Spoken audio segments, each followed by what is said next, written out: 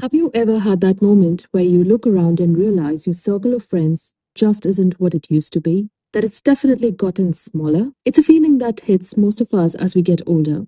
This really hit home for me too not too long ago. I was with my husband and his friends, and we were having an amazing time. When this thought just hit me out of nowhere, these guys are my friends for sure. But where are my own friends? The ones from college or my first real job? It's that strange, slow distancing that just seems to happen without you even noticing. It all really starts with how we build our earliest friendships. When we're young, there's this kind of simple, unspoken formula for making friends. But as we get older, that formula just starts to fade away. Just think back to college or maybe your first job. Making friends was almost effortless, right? You were just thrown together in the same classes or the same teams, in the same office. You ended up bonding over the most random things simply because you were there together all the time. The barrier to entry for friendship was practically zero. When you're young, friendship is a pretty passive thing, it just happens. But in adulthood, the whole game flips. Constant proximity turns into physical distance. Those shared contexts become wildly diverging lives. And that easy passive connection now it demands active, really intentional effort. And here are all the reasons why that common ground starts to crumble. We move away for a new job, we get married, our families grow.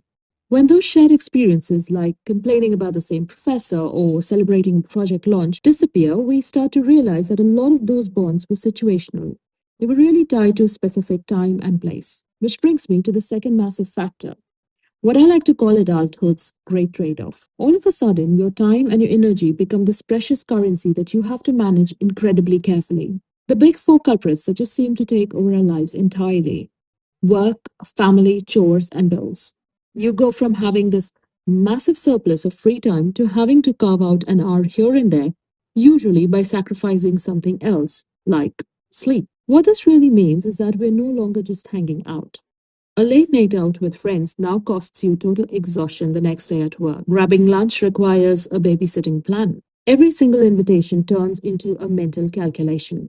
Is the emotional reward from this going to be worth the logistics? Friendship isn't a passive state anymore. It becomes an active choice, a choice you have to make again and again. You have to be the one to consciously reach out, to intentionally follow up, and to actually make the effort to show up. If both people aren't continuously opting in, that connection, it naturally fades. And because our energy is so incredibly limited, our priorities completely shift. We start to gravitate towards the people who offer us a sense of psychological safety, people who just get it. It becomes less about finding a partner in crime for a fun night out and more about finding the people who can handle the messy complexity of your adult life, no questions asked. Now, what's so fascinating about all of this is that it isn't just a feeling or some kind of social trend, it's actually baked right into our biology. There is a scientific reason our social circles shrink. It all comes down to a concept from anthropology called Dunbar's number. The theory basically is that our brains have a cognitive limit. We can only really handle maintaining about 150 stable relationships at any one time. But this number isn't just a flat list. It's tiered almost like a bullseye with layers of intimacy. We might be able to manage around 150 acquaintances, but that narrows to maybe 50 friends and then down to about 15 really good friends. But it's that very center of the bullseye that's the one that really matters. This is a crucial number. Our brains really only have the emotional bandwidth for an inner circle of about 5 people. This is our core support group, the people we call in a real crisis. As we age and our cognitive energy gets split between careers and kids and everything else, we instinctually start to protect this inner circle, sometimes pretty fiercely. All of this isn't really a story of loss. It's a completely natural and even deliberate journey from volume to depth. Our social journey moves from expansion to essentialism. We start to trade quantity for quality.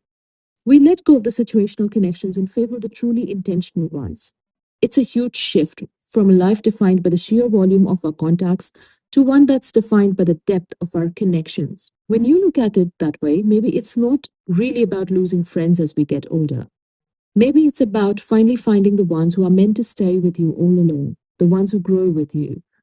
So maybe the real question isn't about how many friends you've lost, but instead, who are the few you fought to keep?